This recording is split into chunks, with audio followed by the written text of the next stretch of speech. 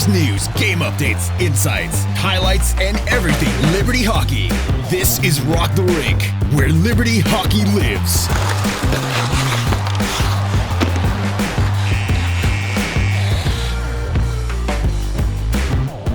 Hey everyone, welcome into another edition of Rock the Rink. Pat Strong, joined by strength coach extraordinaire himself, Chris Kerr. And you know, it was so nice, we had to do it twice. Brought back five-time national champion, Coach Fourth.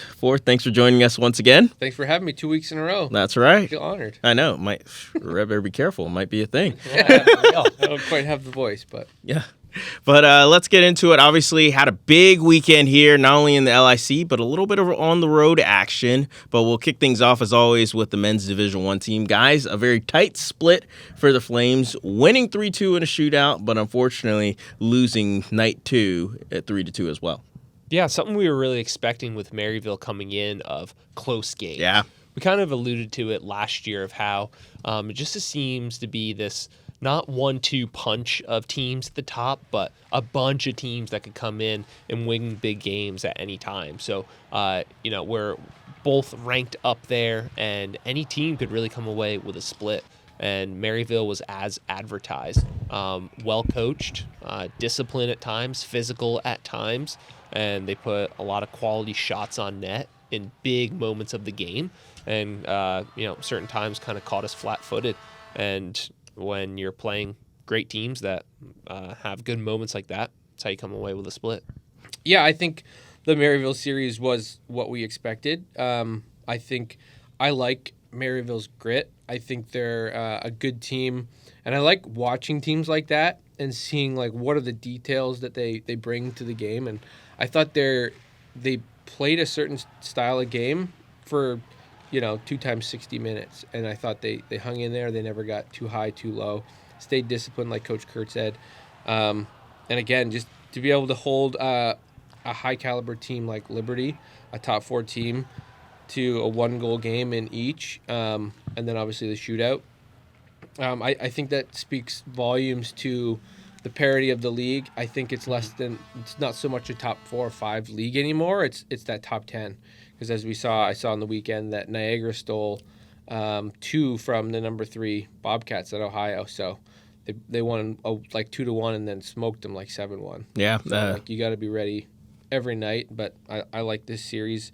Again, Liberty's got to find a way to win those close 1-goal games. And again, it's really good for them at this point in the season to go through this adversity and be in every game, and then just try to, okay, what do we got to do to tweak it so that we can end up on top of those games. And you mentioned Fourth, the kind of grittiness of style that Maryville has. I wonder if that kind of pulled us into that, or perhaps we were performing for the crowd, or just, it was kind of the game plan. It seemed like we were laying the body quite a bit more than we normally do, making big hits, knocking guys over. So, I just wonder if Maryville kind of pulled us in that kind of, physical match where maybe we have a little bit more speed and skill in some of these other games. Yeah, I think it comes down to a lot of times like a bit of an identity crisis in the sense of like all these other teams, like Maryville knows what they are. They're the underdog a lot of the time, so they have to come in and they have to play their game. Mm-hmm. They have to bring it every night. It's not as dramatic as like when everybody plays Liberty, it's their Super Bowl, because obviously that's the Minot. But I think that these teams come in, they know what they are, and they play it. Mm-hmm. And then sometimes Liberty plays their games, who they are, and they're successful, but other times they kind of forget and then try to play that type of style, and it's just not natural. It's just like trying to swim upstream. So I think that's a good point.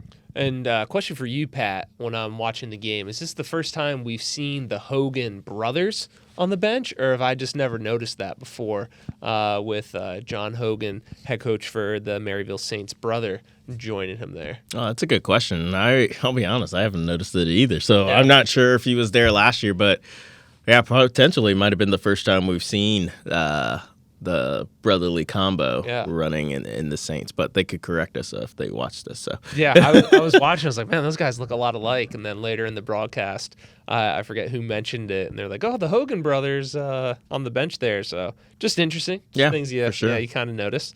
Yeah, different dynamic. But yeah, going back to what you guys said, obviously for the Saints, they split with teams kind of regularly, especially ranked. Obviously, they split with ranked Illinois State already. We talked about Ohio with Niagara, but more so before the Liberty series, they split with split with the Bobcats in 2 tight matches, lost 3-0, then won 3-1. Then you see another tight one as well. So for Maryville, kind of splitting versus ranked teams and making those second game adjustments has been their MO. Not only last season, but definitely coming into this year as well. Yeah, something big we need to definitely mention and give a shout out to Nick Bernstein getting his first 2 starts here. Yes. And what a way to end the first one in a shootout, making the game-winning saves there for the boys. Huge for him, pumped for him, just such a great guy off ice, such a hard worker, and to see the boys rally around him, get the necessary goals in regulation and in the shootout so that he can come away with his first win. Yeah, that was interesting seeing Bernstein show out because obviously probably a lot of nerves, right? Coming into your first game versus a top 10 team and you are, well, originally you're not even on the roster to start the season. So, and then you get brought up from the Division II club, and even your first start there, unfortunately, not the showing you wanted as well because you drop one in your first start. So now you have to rebound versus really a more talented team and a team that was looking to try to build momentum and move up in the top 10. And yeah, like you said, he showed out, did an excellent job really putting LU in position not only to win both games this week in series, but now you know you have not only a capable netminder for the rest of the season to go with Verostic and Glassford, but more importantly, your future as well, as he's only a sophomore. Yeah, no, it's huge. And what I like to see, too, from these guys that kind of get their shot is what are they going to contribute positively to the culture? And Nick is somebody who's in their first last to leave of just like, I'm going to take care of my body. And so, you know, if those type of cultural pieces, I think of a Brett Gammer as well, where, you know, I'm a new guy and I see this, you know, veteran just taking care of themselves. All right, now that's part of the culture, and that really just kind of creates buy-in and some good positive things moving forward, not just his play on ice. Yeah, one thing, though, we do have to highlight, and Coach Ford, you could probably touch a little bit more on this as you've had to battle this with this probably throughout your tenure. You're getting production, which there's nothing wrong with. Obviously, we talked about Calendike, Versalona, and Olsen. But this weekend series kind of showed, and we said this 2 years ago when it was Bartel, Foltz, and Fricks, we got to start seeing a little bit more consistent production from other lines outside of those 3 names that I just said in Versalona, Calendike, and Olsen. Yeah, like secondary kind of scoring production, obviously. I think you got to simplify some things, right? So, like, teams do a good job of keeping teams like Liberty on the outside, right? And it's as tacky as the saying is, just pucks on net, right? Like, if you're ripping down the wing, not much is there, just throw a hard puck into a goalie's feet and crash the net, right? So you got to get some dirty ones on the board with those, you know, those guys that are second, third, fourth line, whatever, just to contribute, and then lots of traffic from the points whenever you get those opportunities. And just simplify and just kind of go to work. I think that's going to be helpful for them down the road. Yeah, and it's interesting how you just described it. Get pucks on net and then crash either to put a screen to redirect, create traffic, rebounds. You look at all the goals that were scored this weekend for LU. Where were they? Right in front of the net, especially night one. You see Calendike, he goes in for a shot, but Versalano's coming with a head full of steam right behind him, bangs in the rebound. Power play goal, you saw a nice shot, I believe, from Bartel. Gets redirected because of traffic from Versalano, and then Olsen's there on the back door to tap in an easy rebound again. So, like, those kind of things, I think, will pay dividends for Liberty moving forward as we look at the rest of the schedule in just a minute. Even when we think of Mason Smith's goal. Yeah, right? Yeah. In front of the net. So, was that during a power play?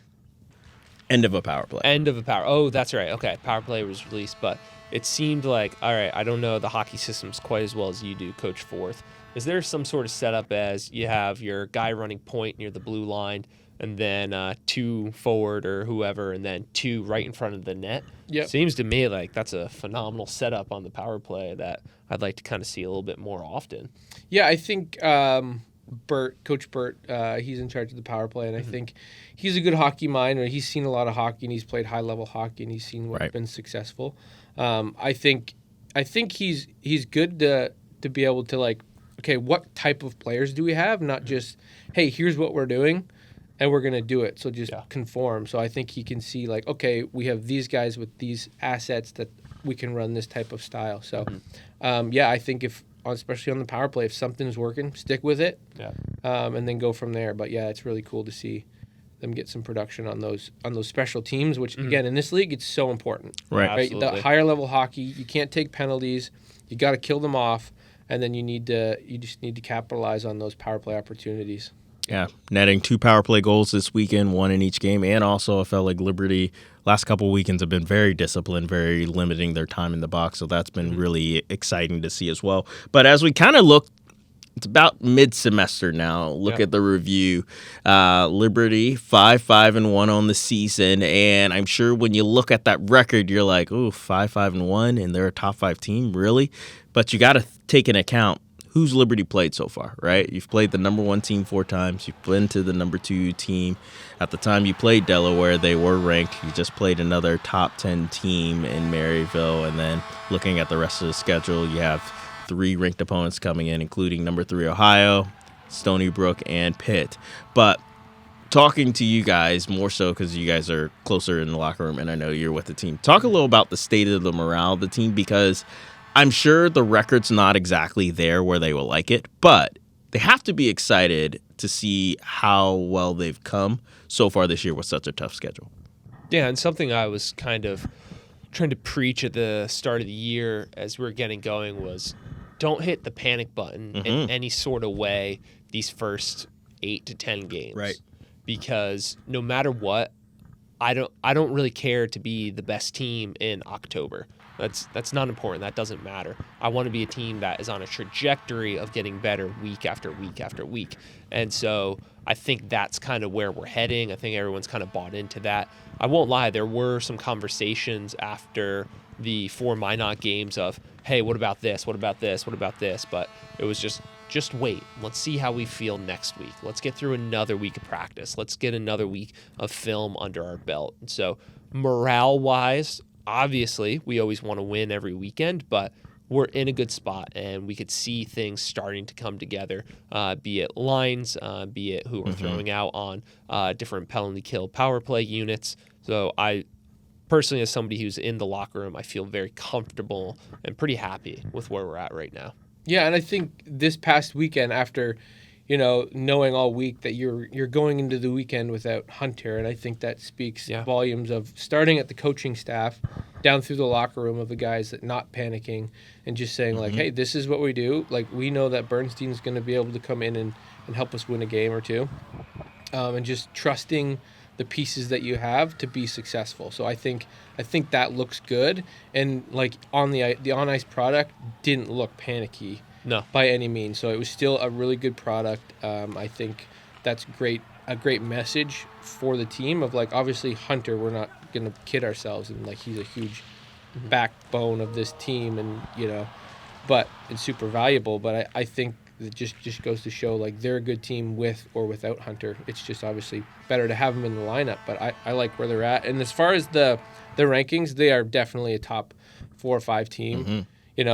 In the ranking system, strength of schedule is like weighed above everybody else. So if 6 of your 10 games are against number 1 and 2, and you happen to drop a few of those, I think you're still well respected throughout the league, and obviously the computer likes you too. Yeah, there you go. Yeah, and moving forward, talking a little about the personnel, they're going to need that personnel to really have a strong showing as they head up to face the Blue Hens once again in Delaware. And you really like Fourth, you just talked about it, and you touched on it too. The lineup combination I think they have right now, I think it's great. Don't change it. I know, we just talked about a little bit of the record and getting production from everyone else, but I still feel like this is the group, and this might be the pairings that you need to go through right now, because right now you've seen moments of success. And I think now moving up where they face Delaware, this could be an opportunity where Liberty, especially on that Olympic ice, should be able to utilize their speed very well and take advantage of some key opportunities for them versus the Blue Ends. Yeah, my big note for this weekend would be let's just say we have some sort of a repeat-ish of what we saw at the LIC up there in Delaware. I really want to see solid rotations through all the lines and just hammer systems. Just hammer them, hammer them in. Just the best that we can, so that it just becomes second nature, right? We have our spacing down, we have our speed down, our timing down. So hopefully we put the beating on them again, and then just really use that to solidify a few of the things you were just talking about there. Yeah, I think other than going shopping because they have no sales tax in Delaware, this has got to be a business trip, and you got to get that goal differential to continue to like be at that number 4 spot, right? You can keep some of those games close, but the games you should win big, you got to win big. Right. So I think it's important this weekend. It's just a business trip and just go take care of business. It'll be exciting to see Liberty take care of business versus the Blue Hens. Now we're going to switch gears, move to the Lady Flames, who had a very successful night 1 versus the UMass Minute Women, winning 5-0. But then, some dramatic fashion, Liberty was forced into OT because of some outstanding net minding by UMass, and they were able to still come away with the victory, 3-2. But talk about this Liberty team. Obviously, you guys have talked about it in the past. Whenever a team comes into the LIC, you feel like you get their best effort. And for some reason, there are goaltenders that just find a way to play the most incredible games and stand on their heads. And that's what we got from the ladies of UMass. Yeah, and so, again, you kind of just mentioned we're always getting our best. Coach Forth, you alluded that to the men's side. And it's always great for us, though, because we're always playing just such quality games where we are getting our best from everybody. But a part of that, too, is Coach Forth having a bit more intimate understanding and idea of the offensive zone for these Lady Flames. What are some of the things that we do well to get to a 5-0 game, and then what are some of the things in the offensive zone that we're not doing as well to make it a 3-2 overtime win? Is it shot selection? Is it pulling the trigger just to get shots on net, and a lot of shots are getting blocked? Is it not enough traffic in front? How is it that we're having these games besides the quality goaltending from the other team? Yeah, I mean, you kind of talked about every single one of them, right? So shot selection and just putting it on net from far on the outside. Like, the game is good enough now, and these goalies are good enough to be able to stop those shots. It's similar to the guys' game, right? Especially if you're struggling. Obviously, they're getting their chances. They outshot them 103-27 on the weekend. So just to be able to find 10 more pucks of those 10% more pucks go in, but they still have to get to those dirty areas because there's going to be rebounds out front and just finding some traffic. And I think this women's team has the best D-core in the country by far, and I think they have the best D-core that has ever played for Liberty. Yeah. That's a bold statement because we've had that's fair. I'm thinking about some beauties back in the day, but I think just to be able to rely heavily on that D-core, getting those shots through, but the forwards needing to know that, like, hey, we got to get to those areas because the puck's going to get through because our defense are studs.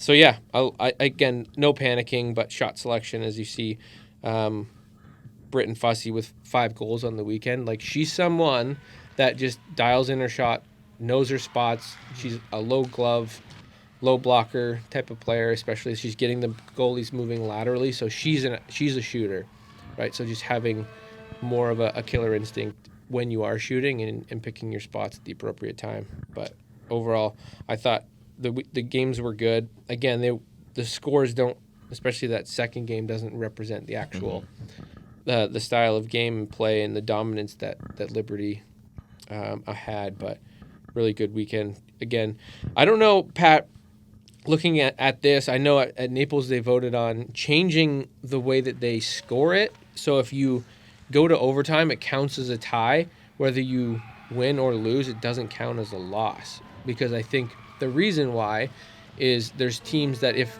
not to be braggadocious on Liberty, but if you take Liberty to overtime, you want that point. Like, UMass wants that point. Like, yeah, we got a tie against Liberty. For ranking purposes, that looks great, and not as a loss. So I think maybe they're 4-0-2 because they like the 2 ties technically. But again, if you win in overtime, it still definitely feels like a win. So we don't want to take anything away from them. It's always hard with all these different leagues having slightly different rules and ranking systems to kind of just remember everything. I remember my first couple years, we sometimes would go into a shootout and sometimes we wouldn't. It was kind of like the coaches would agree upon what they wanted to do before the game started, and always left me as a coach and as a fan just wanting that more of like, no, go to the shootout. Come on, this is what we're here for. We want that kind of bonus hockey. But you kind of alluded earlier, Coach Forth, to Britton Fussey's game. And Pat, last week you said she was in contention for a potential player of the year. Yeah, I don't say in contention now. She's She's the best player in the nation. It's not even close. She gets it done on both ends of the ice. Yeah, when you think of the multiple ways that she scored this weekend, in game 1, it was take a girl wide on my backhand, cross the crease with a goal. The last one of the game, take a girl wide on my forehand, cross the crease for a goal. Just, so deadly. And then in that game 2, you just knew. You just knew she was going to get it. Even when she rung the crossbar in OT on a wicked shot there, you just knew, like, she's going to get it done. Yeah. And then eventually, she did. Just what a phenomenal, again, you can't have those individual performances in hockey without a team surrounding you and playing alongside you. But from a stat sheet perspective, what a performance. Like, just crazy weekend. Yeah, and, like, being a part of that coaching staff previously, like, you just know, like, okay, it's 3-on-3 overtime. Okay, who's the fastest skater? Statistically and obviously. Okay, Britton Fussey. Yeah. Right? Okay, she needs to be on the ice early and she needs to be on the ice often. Like, okay, she's on.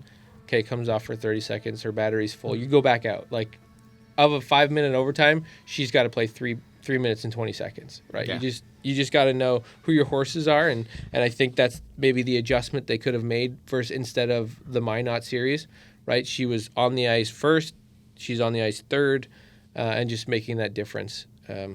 How would you shut that player down if she was on the opposing team? I mean, you can't. In 3-on-3 overtime, it's just so hard, right? You have to have somebody, okay, who can actually keep up with her. Mm-hmm. And then you could try to shadow her, but again, in 3-on-3 overtime, it's just hard because, like, there's one pass, then it's 2-on-0. Yeah. So, like, in overtime, it's really hard to lock those players down. Yeah, it's easy to get caught. And, like, you were talking about the speed. Going back, I'm just even saying 2 years ago because we talked about Adrian, and this will segue us into Adrian. Going into overtime in the second game versus Adrian 2 years ago, they got one shot off. Dana McLeod goes around her net, finds Brielle Fussey. She literally takes it almost all the way down the ice, breaks the zone, feathers a pass over to Britton because it's a 2-on-1, and she's just left 1-on-1 because you had the 2 fastest girls out on the ice at that time, and Brielle and Britton, and then she makes no mistake. Less than 20 seconds into overtime, right? You just got to know your speedster's got to get out there because you have so much space now to play around with, and that's what happens. But talking about segue in, Liberty off, or real quick before we segue, going to Force's point about the tie. Right now, it's listed as Liberty's 5-0-1 on the ACHA website. Okay, so maybe if you lose in overtime, it counts as a tie, but the win you get the dub. Yeah, that makes sense. So they still got it says they have 2 points for their conference standings, but they were off this weekend, and they then go face a familiar foe in the Bulldogs, as we've talked about multiple times. He's currently 5-1 on the season, and this is going to be really tough match for Liberty, and I think the week off is going to be huge, give them a chance to rest up, look at a lot of film, and then kind of put together the system that they need versus a really good Adrian team that, honestly, the last image they have in their mind is Yannick Truder with a blast, sending them Lady Flames to the national championship, and unfortunately sending them home.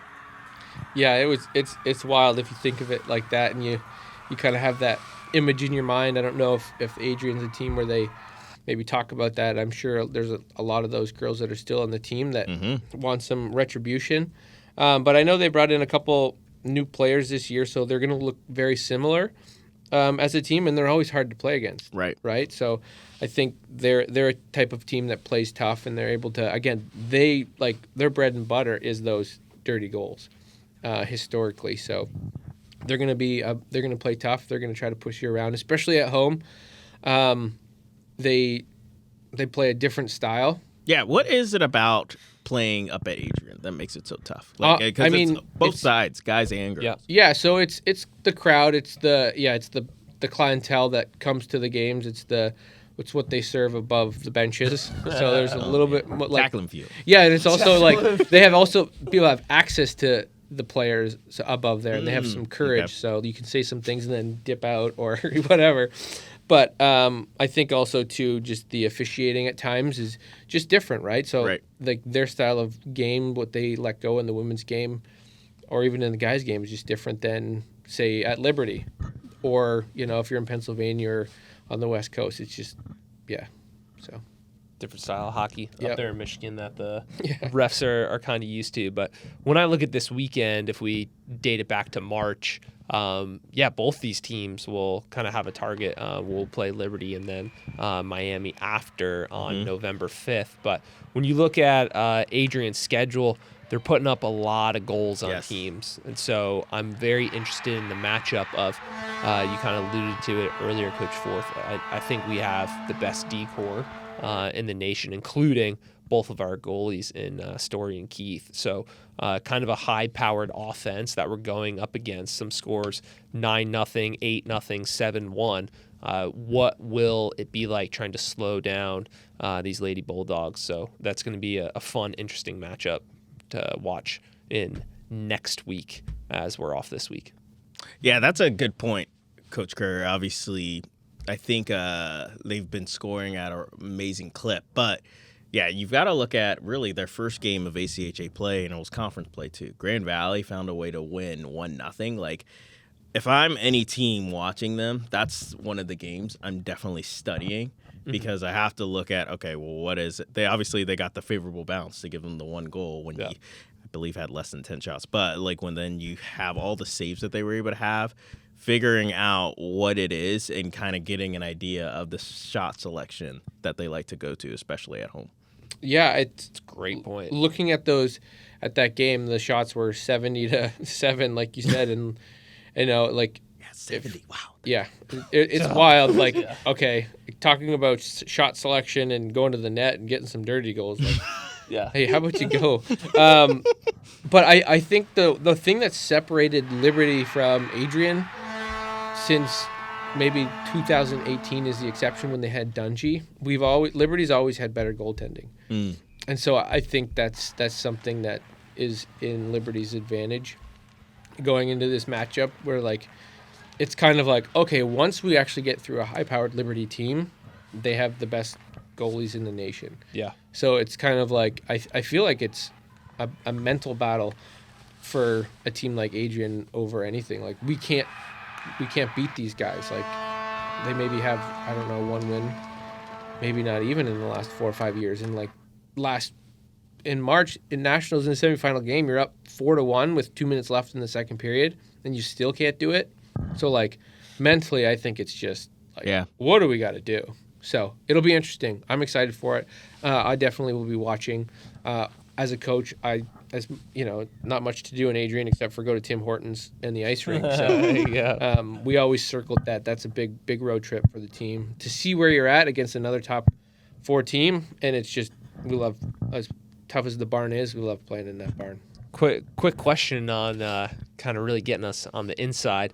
So you mentioned Tim Hortons up there in Adrian, Michigan. The pregame routine for the girls is Panera, Starbucks, game. Do we break that and do we go Panera, Tim Hortons? No, never. It's funny because like it is such a low class Tim Hortons. It's like I go there as a coach just for the nostalgia, but it's like always a lame experience. Like they're always understaffed and like it's just the clientele's not great.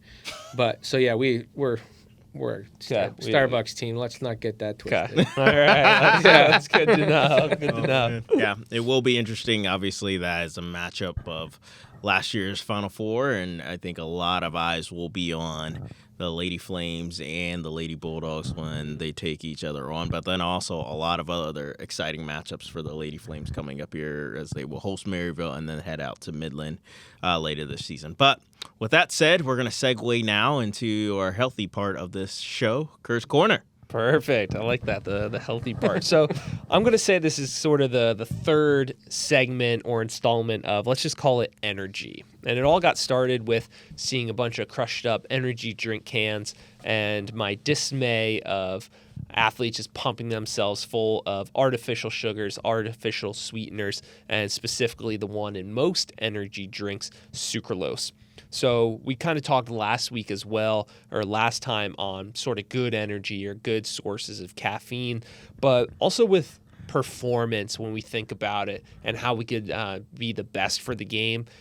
It really just can't be a night before or day of type of thing. When we think about sleep, we need to sleep well for a couple of days leading up to it, especially as an athlete as the season progresses, as your academic load gets a little bit higher towards the middle and end of semesters. When you don't have quality sleep, that's when you start to get sick. That's when your performances start to degrade and suffer a little bit. So when we think of energy, when we think of good sleep, when you sleep, it needs to be dark, it needs to be cold, slightly damp, and then no noise. So for example, in my life, new child in the world, we have some baby monitors and they have lights on them. We either cover those lights or we just put them face down, right? So we don't want those lights kind of flashing throughout the room as we're trying to sleep. Also, when we think about good energy, we need good nutrition. I've talked often about hockey being a carb-based sport, and your body could store carbohydrates in your muscles, in your liver, things like that. So making sure leading up towards games and even thinking end of night one leading into game two, you have to be consuming enough carbs to have enough of that stored up in your body. And as we are going towards the game, we want good quality carbs. During the game, just get it in. Immediately after the game, just get it in. So during, slightly post-game, I'm a big fan of just sports drinks, Gatorade, Powerade, and the powdered forms, because they are going to be very carb-based versus kind of just the bottled stuff that you buy. And then the other big one for energy leading into games is just good hydration. And I think this is the one where people mess up the most. As soon as you wake up in the morning, guys, you got to get water in right away. You just went 6 to 8 hours without drinking anything. If you did that throughout the day, your voice would be cracking. You'd be all parched. You would feel that. So get yourself hydrated. As soon as you wake up, start crushing waters, especially on game day, and then continue that throughout the game. And then, the other little tidbits in there, throw some salt in because you will sweat as a hockey player. You will lose salt, and you need sodium within your body for certain processes to function and operate efficiently. So get your sleep, get your nutrition, get your hydration, a little bit of salt in there. And again, if you're going to be supplementing with caffeine, aim more towards your black coffees and your teas versus the sugar-laden, not good for you energy drinks that are unfortunately so popular. So for a hockey player, an elite hockey player at Liberty, what would you recommend, like the portion of like carbs to fats to proteins in their everyday diet for the entire year? Wow. And would you change it in the summer as they're training and trying to maybe, I don't want to assume, put on a little bit more size?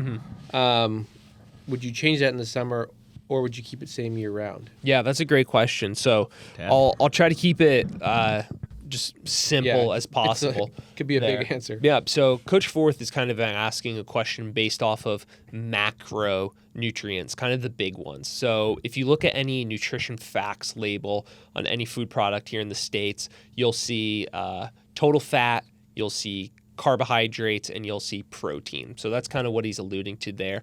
And if you think of a dinner plate, you could kind of section it off into those three. And with macronutrients, there's a certain percentage per meal of macronutrients that you want. So protein, for the most part, in season, out of the season, should always be the same, depending on how much you weigh. So simple math would be if you weigh 200 pounds, think 200 grams of protein, right? Something really simple. And then from there, your fats-ish should also be something similar, not necessarily 200 grams, but something similar throughout the year. But I will say, in season, your carbohydrate load is going to be so much more. Right. So, in season, you're having 2 potatoes per meal. And then in the out of season, when you're not grinding on the ice, when you're not having those games every week, that 2 potatoes every meal in season could come down to 1 or maybe even a half. So I like a bit more of a higher protein, higher fat out of season. And then when we're in season, you just got to get those carbs in. You absolutely have to. So hopefully that explains it a bit, but maybe something we could get into another time as far as, certain percentages if you want to get really wild and crazy. Yeah. All you aspiring college hockey players out there, you just heard it right there. That's right. Yeah. Get your carbs in. One thing I want to throw out as a future one, because I know my wife's into this too, the barefoot lifestyle. Oh, all right. Talk a little Love bit. talking Maybe, feet. as a future topic as well as a grounding in there with that topic. I'll take the note. We're going to get wild with some feet coming right. up. Yeah, that'll be perfect. Because I feel like it helps. You talked about a few weeks ago natural energy from vitamin D from sunlight. So yes, that's why I was thinking about that. Anyways, with that said, we're going to talk now. Lady Flames hockey, women's Division II, hit their first rodeo of the year and managed to salvage the road trip. We've talked about how key road trips are and bonding teams, and the first game on that road trip, not exactly what they were hoping for, losing to Rowan after beating them twice this year, 3-1. Then you drop the first game to Delaware, I believe, 3-0. You do salvage the road trip, though, winning 4-1, and that's got to, in the coaching staff's eyes, got to be really positive or uplifting to see, because you just went 0-2 to start the road trip, but you found a way to really regroup on the last one, especially when the last game, theoretically, that's the one you have the least amount of energy in. Yeah, it's if you're going to pick on a road trip, 3-game road trip, if you're going to pick a game to win, it's going to be that last one, because you got to get on the bus and it's a long trip home. So at least there's some positivity instead of going, 1-2 and then you lose the last 2 and the energy's low. So that's obviously encouraging to win 4-1, which I like that fashion. I know a couple girls got their first goals of the season. Rowan, to me, looking at that score, I wonder how many girls they didn't bring here. Yes. Seeing that score, because I watched those 2 games when they were here, and I know they had maybe 10 skaters total. So numbers were low. Could have been because of classes and whatnot or early in the season. But again, I think these are all super respectable scores, and if there was film on it, like, you could just dive into it and just tweak some things. I don't think none of these scores are panic worthy. Right. And again, to come back and beat Delaware the next night, I think that's huge. And I think this team is a very consistent team this year, and I think they're doing good things early, and they're just getting used to these tougher games and being in all of them and finding a way to be productive offensively. And I kind of like where they're at right now. Yeah, that's kind of what I was wondering too. Unfortunately, I hadn't had time to sit down with the coaching staff and kind of get their thoughts. But how many skaters did Rowan have when they were playing them up at home in New Jersey? And then when we look at the Delaware series, games against Delaware, and we're talking about this with the men's team going up there this weekend, it's always a bit different when you have Olympic ice that you're playing on, when you're not necessarily used to that.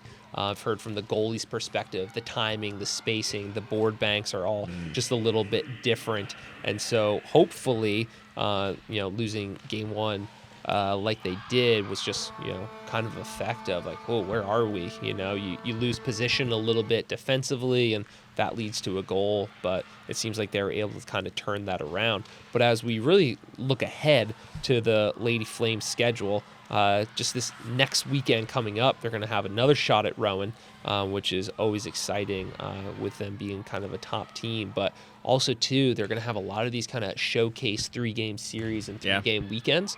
So obviously not the start that you want to the first one, but as you continue to travel and have these 3-game series, take that positive away from we're physically fit enough to win game 3. Now we just have to keep kind of putting it together and plugging in the right pieces. Yeah, absolutely. And going into what you were just talking about, a big DVCHC showcase that they have coming up, taking on Navy, who currently is 1-0 on the season. Liberty, unfortunately, dropped both matches to them last season. Villanova, the team in the controversial game from last year, Liberty takes it to them 8-1. They're currently 4-0. They're second right now in the conference. So that second game in this showcase is Liberty's 1, Villanova's 2. So that's going to be a very key matchup to start the year as they're in conference play, and then they close things out with Rowan, hoping to be able to win the season series. But, yeah, you look at this, I would say, second 3-game road trip, as Kerr talked about, as one of many that they're going to have. This is one of those road trips, 3 games, 3 different teams all in the same rink. This is a way to kind of find that, I guess you could say, consistency that you're hoping, and that we saw in the first 4 games of the season for Liberty, because we saw a lot of consistency in scoring throughout this year, and that's what we got in the 3rd game at Delaware as well. And I'm ready for this women's team to kind of see who's gonna be it.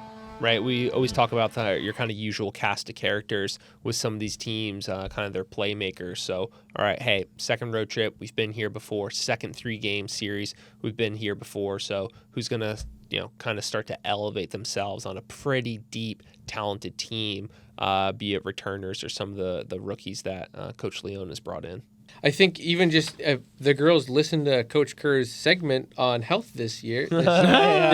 I think they're going to be able to take a lot, right? They're coming off a 3-game road trip.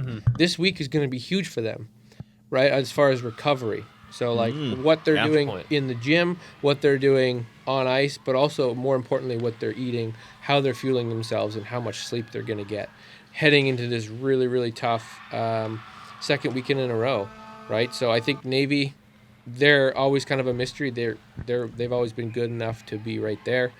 So take care of business, and then circle Villanova and Rowan, right? So It's kind of like this Liberty team is on a mission, kind of to leave no doubt. Like, hey, we're the number 1 team in the DVCHC, and so just prep starting yesterday, or once you had that first slice of pizza on the bus on Sunday on the way home, have 3 more, because your body needs it. 100%. Right? So leading into this week, I'm excited to see the results for this weekend, and I think hopefully if they come off of this one with 3-0 or at least like a 2-1, I think that's super respectable, and the league's going to know. Yeah, that's what we're hoping to see. Lady Flames continue their trajectory and kind of say not only push towards the conference championship, but a push towards as well making it back to the national tournament. But as we move on, talking about national tournaments, a team that's looking to make it is the men's Division II team.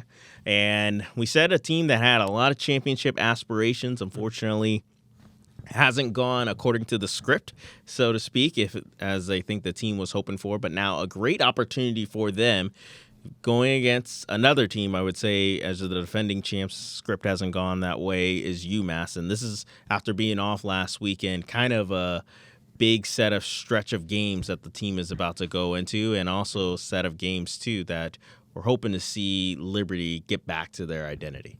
And this should be a really big, I'm just going to call it regroup after that home showcase they had. They had the weekend off this past weekend, so I know some of those kind of banged up bodies have had time to heal. I really like these kind of breaks mid-semester for teams, for everybody just get caught up on everything. But something we've mentioned too after their showcase of, you have 3 good games of filmed here at the LIC, so the quality is going to be great. So we really need to see from this Flames team, I'm just going to call it, of lifting sticks, moving bodies around. Their goaltenders, Lane Scon in particular, is always great for that first save, even that big kind of second save, but they were getting burnt a little bit on third attempts where it was just kind of classic hockey, guys open as they were kind of mucking it up in the crease there. So those are the big things I want to see, that big regroup, kind of learning from some of those mistakes versus Lindenwood and Florida Gulf, and then going and trying to take it to the Minutemen. Yeah, this will be a key, as I said a minute ago, stretch. Obviously, you're taking the number 1 team in the defending champs in UMass. You're on next week the number 2 team in the Northeastern. Then also following it up, number 1 team who right now looks like the number 1 team in the country, number 1 team from the Central Lindenwood, and then closing it out at Florida Gulf Coast this semester. But guys, what are some things that you're hoping to see from this Liberty team, like the things that we know that they have been successful for, or at the start of the year that we're hoping to see start in this weekend series? Yeah, so I texted Coach Hughes yesterday when I found out I was on the pod, and to kind of follow up, I wanted to talk to him last week. And I asked him, like, hey, what are you changing from the week before, and how are you prepping for UMass? And he just said, like, all new D zone, not people. All new D zone. D zone coverage, right? So, like, hey, everything that you had previous, you take that and you crumple it up and you throw it in the garbage and you start from scratch, right? And I think that also, that speaks volumes to the coaching staff to be able to, like, hey, be humble about it and say, like, hey, this isn't working. This isn't working with this group of guys. Not that it's a bad idea, but, like, hey, we need to change things so that as a team we can be better and help each other and move forward. So I watched a little bit of practice this morning, and Coach Hughes was doing a good job of explaining, breaking down, moving slow, making sure that everybody knows the details of the ins and outs of what they're going to be trying to do this weekend. But it's exciting because I don't think there's any doubt up front that they've got the dogs that can get it done. And I think they just, again, like, what's our identity moving forward? No panic. I think UMass is going to be a good test. And like you said, Pat, like Lindenwood and Florida Gulf. So you're going to have a retest of those games you just played. Yeah. And just, again, see where you're at going in the second semester, which is going to be huge come March. Yeah, and I love to hear that because no matter what, when you start a year, things are always going to be different by March. And you have to be a team that can make adjustments, that could pinpoint your strengths and continue to build on those, but pinpoint areas. So the fact they're making some adjustments there in the D zone is very exciting. And you could even see that from our men's D1 team. I know kind of beginning of the year, some man-to-man options were being discussed, but then even this past weekend, I see them kind of like a 2-3-ish zone type of defense. So, yeah, depending on what team's coming up, making adjustments on the fly is always necessary and always needed. So, good on the coaches, and it's up to the boys now to go and execute. Yeah, really is going to be an interesting weekend, and actually interesting setup weekends. You do love the fact that no panic button has set in yet with the men's Division II team because, as Kerr has alluded to many times, which is very true, it's a long season. Still a lot of hockey left in front of them and some good quality opponents to continue them on that upward trajectory to get ready for March. But now we segue into a team unfortunately hasn't played as many games as they would like because of changing in the schedule. Men's D3, they are getting back on the road versus Stevenson. And this is, I feel like, a game to hopefully for them start building some momentum. Yeah, and they're going to have to kind of build that momentum as you had a little bit of time off, but now, all right, hey, we're going to have a couple weekends back-to-back to kind of get October and November going. And historically, with this Division III team, they have, had their games in the beginning, and then they go on a run. And so we know they have it in them. We know they're capable. So hopefully Coach Wagner can kind of keep that magic rolling for the boys all starting this weekend. Yeah, so this D3 team, we don't really know that much. We haven't seen them play. So I think they're a young squad with a brand new coaching staff. So I'm kind of excited to see them play the next 5 or 6 games and just see what kind of style they are. Are they that run and gun, high offensive powered team like they've kind of been, or are they gonna have that kind of a gritty identity? So I think it's exciting. Not much is known, but I'm looking forward to seeing some of the results this year. Yeah, it'll be interesting to see this men's Division III team start hopefully building some momentum as they haven't played at home yet, but that will come up about mid-November. A lot of exciting action on the road this weekend, as we just said, men's D3. Women's D2 and also men's D1. Women's D1 are taking the week off. And then in the LIC will be men's D2 versus the defending national champs. But once again, guys, thanks for sitting down with us for fourth. Coach Kerr and myself, Pat Strawn. This has been Rock the Rink. Thanks for tuning in.